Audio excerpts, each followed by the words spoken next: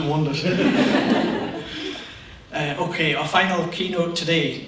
Back in 2008, I attended my first CILIPS conference, and it was the last CILIPS conference to happen at Peebles. So I was fortunate enough to have that experience at least once in my professional career. And one of the speakers we had at Peebles was a BT futurologist. They spoke about their research in technologies, and they made predictions as to what the future might look like for some of us. And it was one of those sessions that just stood out at conference. Everybody was wowed by it, and it was one of the moments that always stuck with me. And when we were doing the planning for this conference, I said to Sean, I really want to get a BT futurologist back. I want to do that session again 15 years later. While BT no longer have futurologists, they do have innovation partners, a more modern type, I'm sure you'll agree. And I'm absolutely delighted that we're joined today by Dr. Nicola Millard, Principal Innovation Partner at BT.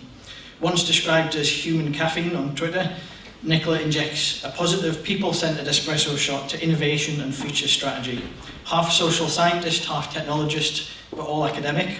She uses techniques from disciplines such as design thinking, psychology, anthropology, computing, and business consulting to generate data, provocations, and stories that can engage and create conversations from the boardroom to the front line. No frothy coffee, just solid research. So please give a warm welcome to Dr. Nicola Millard. Hello, I'm going to negotiate this table before I fall off stage. My name is Nicola. Yes, I did used to be a futurologist. And yes, that is a very strange job title, and it always comes with the same question. And I can feel that question coming at me psychically now, which is, do you have a crystal ball? The answer to that question is yes, I do.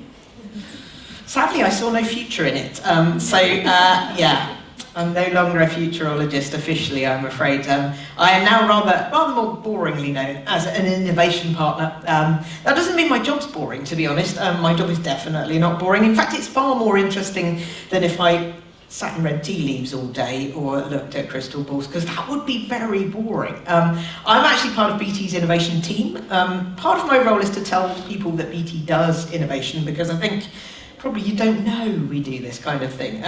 So I'm based at a lovely place called Astral Park.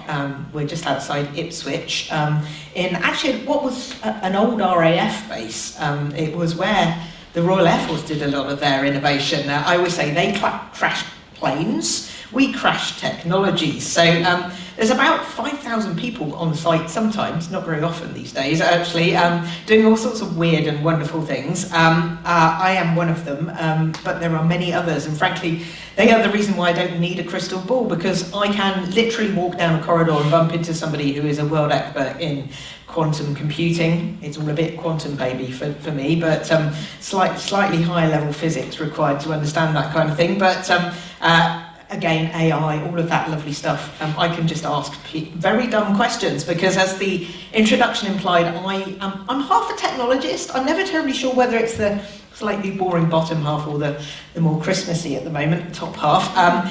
The rest of me is a psychologist, so I am really interested in the most disruptive part of innovation, which is, of course, not the technology at all, it's us, because unless we use it and embrace it, it's pretty useless, to be perfectly honest. So my role is to try and understand how behaviours are developing, what's going on. And indeed, I mean, to be honest, most of my work is trying to study, well, behaviours in two areas. One is customers, consumers, citizens, whatever you want to call them.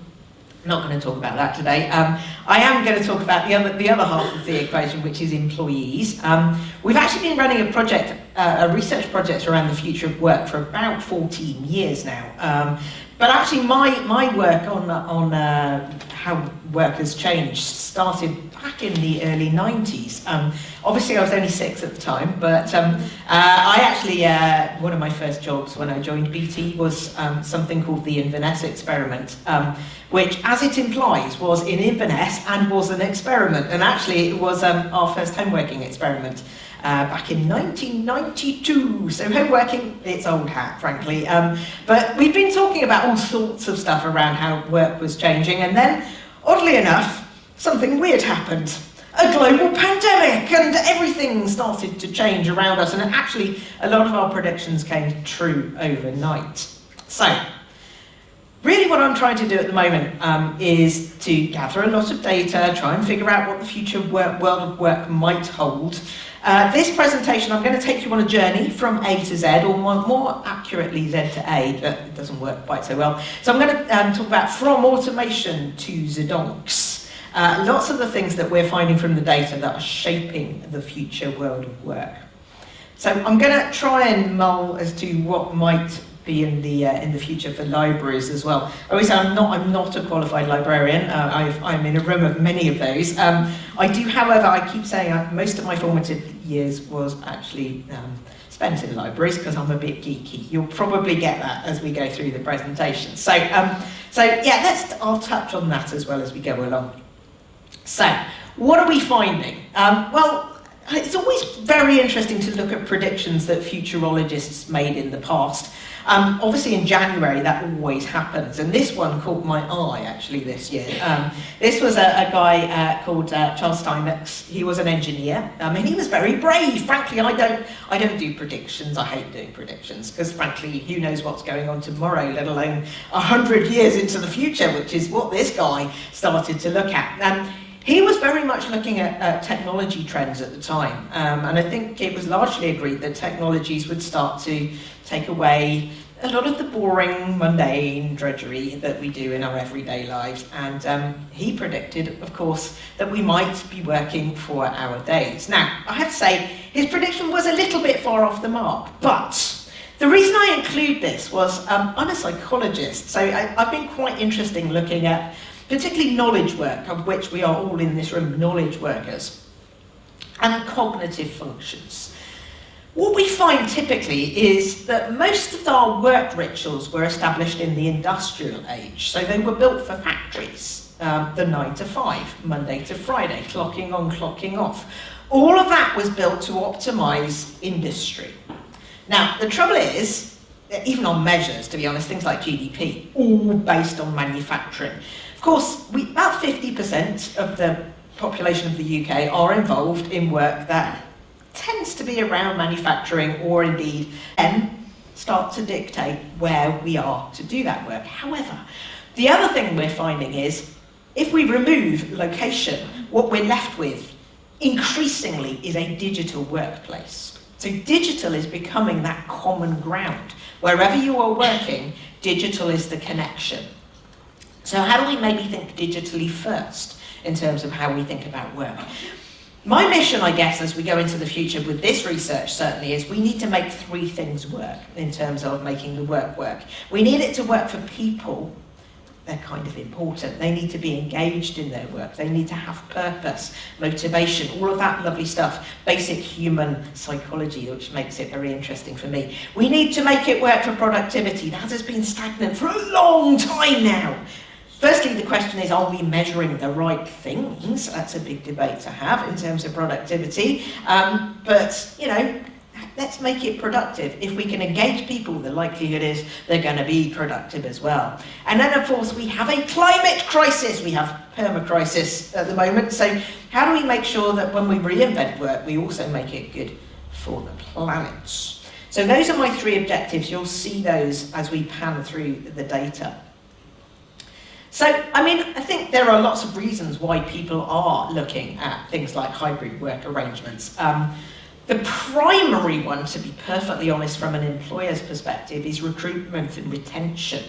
We are currently in a weird situation where we have an economic crisis, but not high unemployment. We have skills shortages, and yet we can't necessarily get the right skills into organisations. So, when we ask people what they are looking for in a job, yes, salary does matter, but actually over and above that, flexibility is one very high on the list for most people. LinkedIn actually did some lovely research recently showing that if they advertised a job that had flexible or hybrid attached to it, they were 40% oversubscribed in terms of applications. Sadly, they have also seen those jobs starting to decline in terms of the number that are advertised. So, we've got a dilemma here. I think in terms of the economy, some people have said, well, you know, a recession is going to affect a lot of this. Yes and no, because most employers want really good quality employees, and to attract high performers, you're probably going to need to actually advertise flexible or hybrid jobs. So there's a dilemma for a start, because we know there is a tension. Lots of other things, obviously, yes, sustainability. We need to make sure that we're being friendly to the climate. Certainly the physical transformation of spaces it's been going on since before the pandemic around, why would we be in a physical space? What's the advantage of a physical space? How do we collaborate in physical spaces as well as digital ones? Big one for me, obviously, is culture and well-being. Again, some of the stuff around that is, we are seeing burnout at the moment, we're seeing a lot of stress. Part of that is probably a legacy of the fact that we've just been through a global pandemic. That's pretty traumatic for a start. But other things are playing around certainly being able to switch off. More on that later. Then we need to understand, how do we collaborate in digital spaces as well as physical spaces? And how do we bring this notion of phygital, I hate that word, but how do we bring the physical and the digital together? And then the one I'm not going to talk about, you're going to be very relieved about, is around data security, one that obsesses IT people, and obviously one that is often the reason why people can't work flexibly. All know data security. Now, there are lots of things we can do around data security. I'm not the data security expert. There are many in BT. If you want a data security conversation, I can introduce you to lots of people that can bore for Britain, frankly, on data security. I'm not going to mention it from now on. I am, however, going to start talking about things like culture, because we know culture eats absolutely everything for breakfast. The thing with the hybrid model is it's quite a complex model to get right, and I think a lot of organisations are starting to find that now. There are lots of basic psychological issues, the biggest one being, frankly, I call it our Neanderthal brain, because, frankly, when we were cave people, we grew up in tribes. Therefore, our brains are naturally wired for physical communication. We tend to trust the people that we see very regularly on a physical basis. And yet in a hybrid model, we don't necessarily see people as regularly as we used to. And hence we get unconscious biases like proximity biases. Now, proximity biases are a problem in a hybrid model. One of the biggest proximity biases that we can see, which I'm going to talk about in a fair amount of depth in a minute, is the meeting, the hybrid meeting. I'm sure we've all had those. They are a little bit of a nightmare, because certainly if you are not in the room, you are often forgotten about. In fact, I had a 4-hour meeting in a room the other day, where 2 minutes before the end of the meeting, we suddenly realised there were people in the digital space. We did not know they were there. We did not include them in the conversation, because they had no presence. More on that in a minute. But of course it can cause other problems. People coming in because they believe that they're not going to get promoted, they're not going to get a good appraisal unless they are seen to be in. And then we get presenteeism rather than productivity, and that can be a very big problem. Of course, a lot of this points towards leadership, management, and actually you can see why there are tensions between employers and employees. Firstly, most business schools teach good managers to manage by walking around. Managing by walking around is quite difficult in a hybrid model, given that half your workforce may not be in the physical space. So that's a mindset shift for a start. How do I manage by zooming around? The first thing is, we know, again, evidence from the pandemic, is that the digital workplace is far less spontaneous than the physical one. We don't get the serendipitous encounters. And yet, when managers say, hey, serendipity is really important in the office, that's why people should be in. My first thing is to say, well, how do you measure serendipity? Are you actually getting your value from serendipity? Have you engineered your spaces for serendipity? And if you're depending on serendipity to manage your business, you are probably not doing it right, because that's a bit chaotic, to be honest. You need to be a little bit more deliberate about this. That is a big mindset change.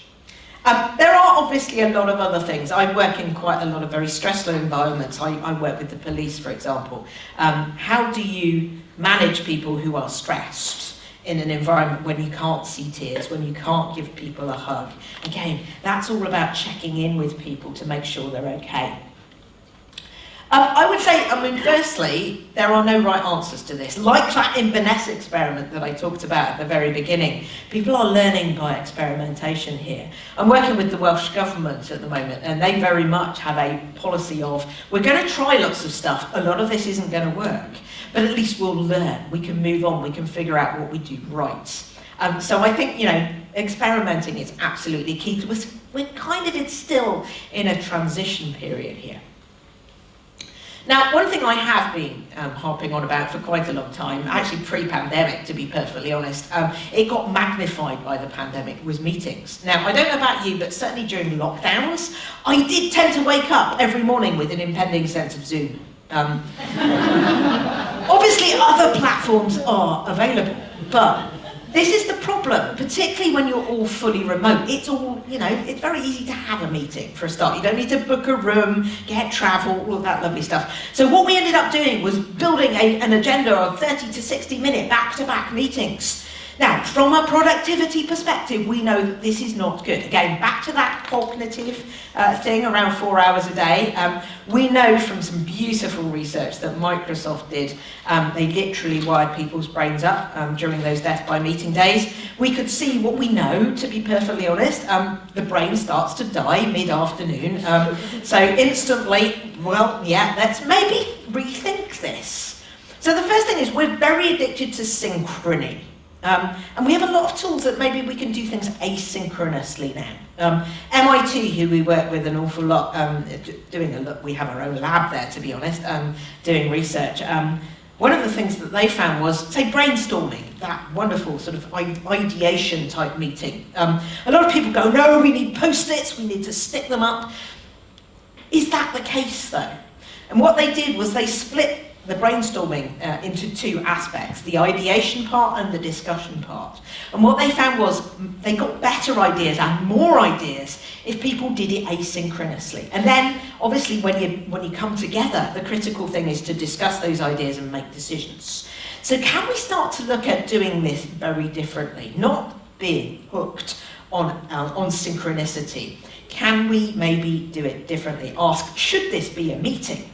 So I don't agree with Elon Musk an awful lot, but one of the things I do agree with is if there is no point to the meeting, if there is no agenda, there is no reason for me to be there, don't be at the meeting. For hybrid meetings, one of the interesting things is, as I said, presence is a problem. Proximity biases are a problem. So how do we create genuine presence? Well, the first thing is that probably the technology that we have at the moment that was kind of pre-pandemic designed, where you have a camera at the end of the room, showing, if you're remote, I'm sure you've all seen this, a tapering table, increasingly small ant people. Now, I can't see who's in the room, I can't see their expressions. So from a digital perspective, I'm really shut out of the meeting. Worst case scenario is we end up with two meetings, one in the room, one basically in the digital space, largely conducted on chats, actually. Chat, I think, was one of the revelations of the pandemic. Aside from the fact that as an introvert, you wouldn't guess it, but I am, as an introvert, I like chat. I like having to think about things and actually articulating them in chat and including them in the meeting, maybe 10 minutes after we'd discussed something. Put links in, all of that lovely stuff. Again, this is a digital first thing. The trouble is the people in the room are probably not on the digital platform and therefore cannot see the chats. So again, how do we think digital first? But also, how do we rethink the technology? Certainly there are a lot of technologies like those 360-degree cameras that use AI facial recognition to pick out faces and put them in the celebrity squares. So at least we can start to see who is in the room, what their expressions are. It is not necessarily a brilliant solution. It's getting there, but obviously a lot of it's about homing in on people when they make a noise. We did have something called Crispgate the other day where someone was eating crisps. We instantly got a lot of Zooms of people eating crisps, which wasn't quite what we needed. So the technology isn't quite there. I'm going to show some technologies later which might offer an answer. But I think the first thing is we need to rethink the meeting. Of course, the other thing we need to rethink is the physical space itself. The office, the library, whatever. So why would we be in a physical space? That's the big question. What's an office for? What's that physical space actually for? And we know it's very valuable. So, I mean, the core things that we do in physical spaces now, frankly, is socialise about work. So we communicate, we collaborate, and we also, I think this is where a library certainly comes in, create community. Far, far easier to do in physical spaces. So we're starting to see those physical spaces being designed very differently. So, for example, office spaces, ironically, a lot of office spaces are now being designed with libraries in mind. Now, not that they have any books, but actually the library space is the place that you go to be quiet, to do concentrated work, and it's away from that noisy space where people are doing much more collaborative activities. So we're kind of getting the noisy and the quiet separated out. But of course, home working was a tremendous success, despite the fact, we tried it back in 1992. To be honest, the reason we didn't do it in 1992 was we did not have what I call the holy trinity of technologies. So collaboration, connectivity, and cloud. In fact, in 1992, we literally had to dig people's front gardens up in Inverness to get a big enough pipe into their house to do voice and data. It cost us £11,000 a seat. So you can see why we did not do it in 1992. But that excuse is not there anymore. And we know that home working worked very well for that 50% of cognitive knowledge workers. Obviously, if you were frontline workers, it did not work quite so well. Of those 50%, 70% said it worked for them. They didn't necessarily want to do it 5 days a week, but 30% really struggled. And that 30% tended to be younger. Now, it's interesting, younger employees, when we interview them, firstly value flexibility, but they also value physical spaces more than their cohorts. The reason, obviously, is they tend to live in shared housing. So they're competing for space, they're competing for bandwidth. So they value an office space, but oddly enough, they also value the ability not to be in the office space. So they are looking for flexibility rather than necessarily 5 days in the office. The big thing we're finding with people that liked working from home was they did not have to commute. No one missed the commute. And this is, again, one of the big discrepancies around what employees and what employers think in terms of this flexible piece. Employees factor in the commute into the working day. Employers tend to not factor it in. So there is a tension there. But for those that did not work terribly well, actually some of the reasons are exactly the same as the reasons that it worked very well. But as I said, often it's the fact that you didn't have a space, or you're very easily distractible, or you are an extrovert and actually really do value people around you. One size does not fit all. That's very key in this area. So we know that we need to offer different offerings. But in terms of the climate, hybrid is not brilliant. So we've got a commute some days. We're heating, lighting, cooling offices and heating, lighting, cooling homes. So what can we start to do to address some of those issues?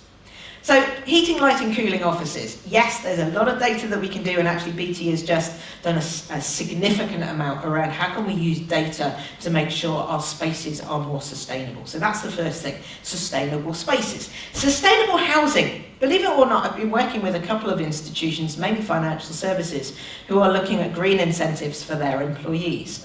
Oddly enough, if I was doing this presentation from home, which I increasingly am, most of my tech now is solar powered.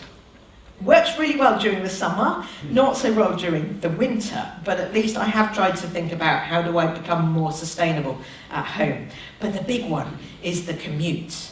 So how can we rethink the commute so that it isn't necessarily a 2-hour commute into an urban space? Maybe it's a greener commute, walking, cycling. And that's where I think actually libraries could be incredibly central to strategy. Because, and I have done this on a number of occasions, working from my local library has become great. So the Loffice, maybe I should call this. To be honest, I used to call my office space the Coffees, because I can work anywhere as long as I have coffee. So it could be a coffee shop, it could be a hotel lobby, I don't really care, I just need coffee. Interestingly enough, the Republic of Ireland came up with a strategy that is possibly my favourite strategy, which is around, let's look at community spaces.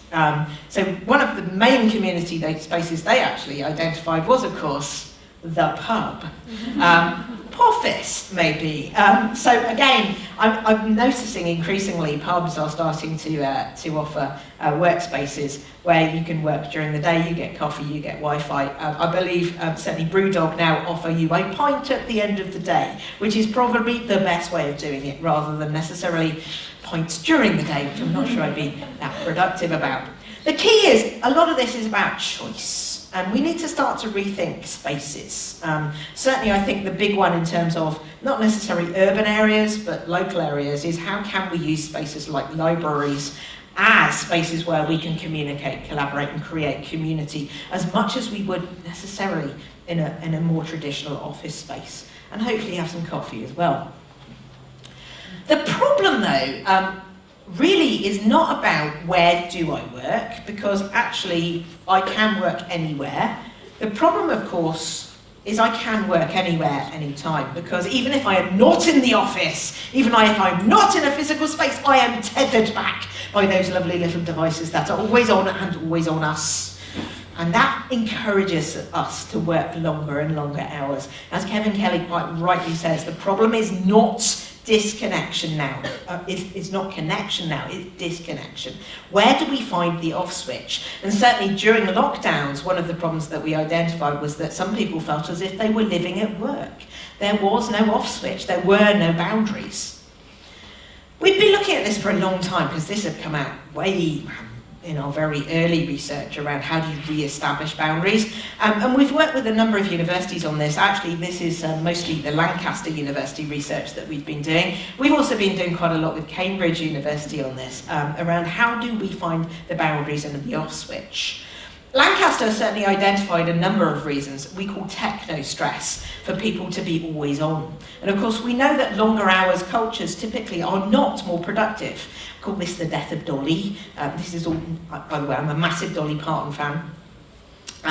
Not that Dolly's dead, because she definitely is not. But that 9 to 5, that's probably a relic of the past. That's a relic of the industrial age. How do we redefine those boundaries with technologies that are endlessly trying to distract us? So we end up multitasking, and I call this, this is creating cognitive load. This is brain juggling.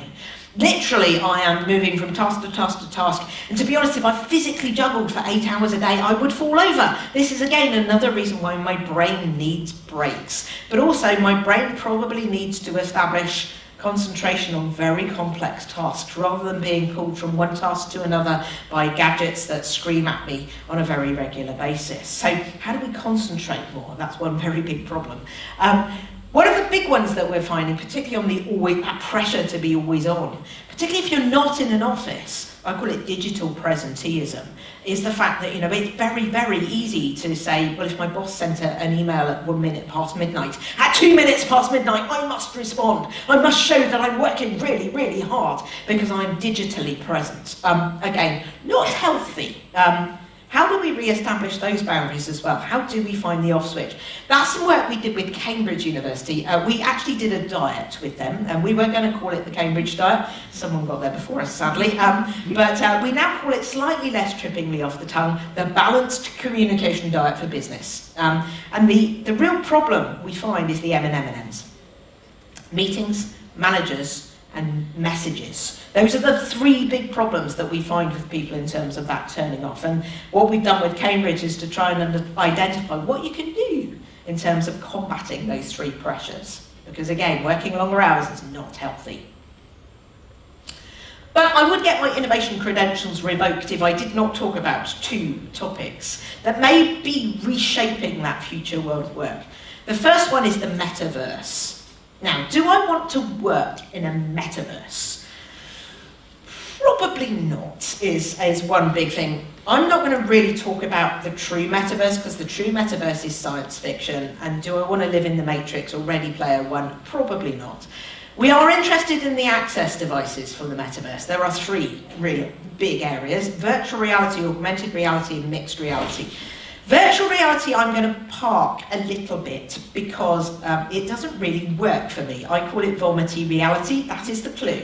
If you put a headset on me, within 2 minutes you need a bucket. So it does not work. Also, I have established, and we tried an experiment with this actually during lockdowns, it's very difficult to drink coffee with a VR headset on. So instantly not going to work for me either because of the coffee deprivation thing.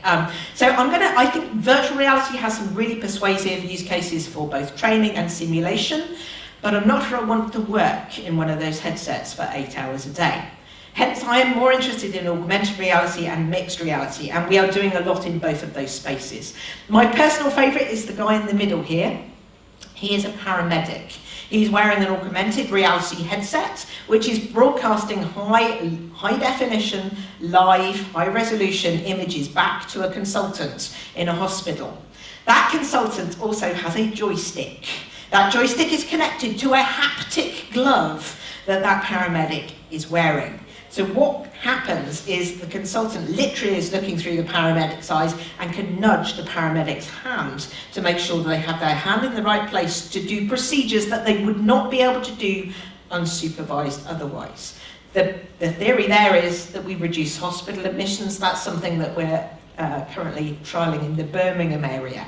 We've also got the guy in the orange. He's a crane inspector in Belfast Harbour. Again, crane inspectors climb cranes, so we can't give them handheld devices. He's got an augmented reality headset with a checklist in front of him, but he can bring in a remote person if he wants a second opinion, and we're also looking at tethering a drone to that headset so they don't actually have to climb the crane quite so much.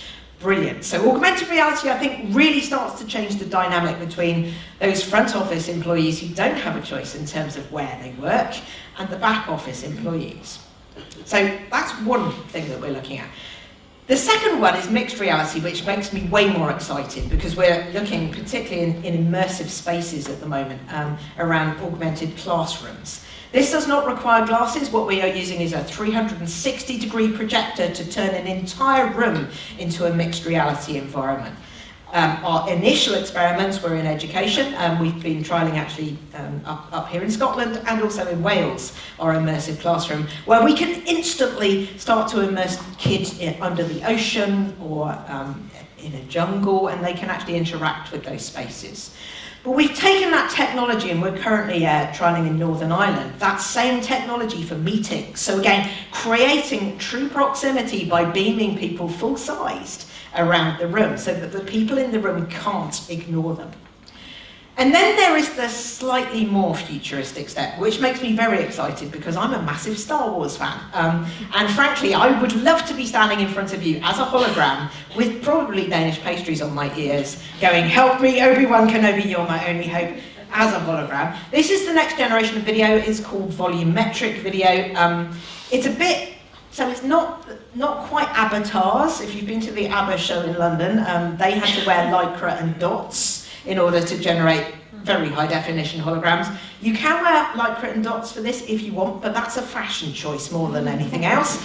What we use is multiple cameras to capture a real-time high definition image, which we can either project as a hologram or squirt into a virtual world as an avatar. Watch this space on that one. But of course, the final very hot topic of innovation at the moment is, of course, AI. I think there's some quite interesting debates. I think I've been involved with AI for over 30 years. I think most of us in the AI field have been quite shocked about how fast things have progressed in the past 6 months, obviously fueled by a lot of the generative AI that we're seeing around things like ChatGPT. Now, the big question is it going to make me wildly more productive, or is it going to do me out of a job? Now, the first thing is ChatGPT is pretty good, and I think the challenge for librarians is that ChatGPT is probably now going to be people's first, I guess, destination when they have a query. The trouble is, of course, it's pretty convincing. I actually asked ChatGPT what the future world of work and AI would be. It generated something whilst I was making a cup of coffee, which I could then cut and paste into a slide. And it's pretty good, to be perfectly honest. It's come out with all the points I probably would have come out with. It does, however, hallucinate. It does make stuff up, notably academic references, which is probably not something we want if we're an academic. It's also a bit weird. Certainly, I did ask ChatGPT what is the third word of this question, and it came up with is, which is not the third word of this question. It's because it's using basically algorithms to predict what the next word is. It doesn't really understand the sentence. I think where librarians potentially can come in is there's a whole field now coming out around prompt engineering. So how do you ask the perfect question? How do you pose the perfect question to AI? How do you actually phrase things so that the output is useful? Because unless you do that very well, you are often going to get weird answers. So I think, firstly, it's not going to eat all of the jobs. I've always maintained, firstly, it maybe isn't a jobs Armageddon, but certainly it does eat a lot of the tasks within jobs. And actually, a lot of those tasks are quite boring. So can we start to glue together? I mean, it can take away all of the boring, mundane stuff that are based on rules, based on data, based on process. I don't really want to do that. I'm very good at empathy, creativity, caring, actually, well, you know, innovation, I think, is one big one. Very difficult to replace innovators as chatbots. We kind of excel on things that are slightly different to machines. So actually we put the two together, allegedly. Albert Einstein said that we could get some kind of super being. This is my optimistic view of AI. There are some downsides, certainly, that are being discussed at the moment around all sorts of things around ethics. Certainly how AI can be used to influence audiences in a very negative way. But I like to be positive. And I always say, actually, if you look at the world of chess, for example, chess was supposed to be over when Deep Blue won the chess tournament against Garry Kasparov. Actually, what we now see is chess masters, grandmasters, are now training, basically using an AI to train them. And that actually makes them better chess players. So we're seeing all sorts of little subtle things that we can use AI for that actually helps rather than hinders. So I like to think it's going to create a super being rather than much unemployment. But then I am a techno-optimist. If you are interested in any of this, if you're having trouble sleeping, there is tons and tons of research behind it, including, I've got a paper on meetings, I mentioned that. I do have that Cambridge diet available if you are interested. Just ping me and I'm happy to share. Meanwhile, thank you very much for listening. Just to wrap up for today, I want to thank you all for coming along and for your attendance and contributions in the sessions. I think from Adele's keynote this morning on living with doom and how we can support each other through that kind of shared endurance and care for ourselves and one another, I felt a really strong thread through the day in the sessions that I attended, and that was one of care, of ethics, of working together and doing things differently. From the importance of our ethics and values, which David McMenemy spoke so passionately about, the impact of BookBug on well-being of parents, infants, communities, the radical approaches that we saw being piloted in the Scottish Universities Press, and the care and compassion that Sabir talked about in terms of what libraries afforded him on his arrival in the UK. I think all of that serves as a reminder, and not least that Belinda video too, and all of that serves as a reminder of the impact and value that libraries have to people and to communities. So I hope you found it as encouraging and useful as I have today.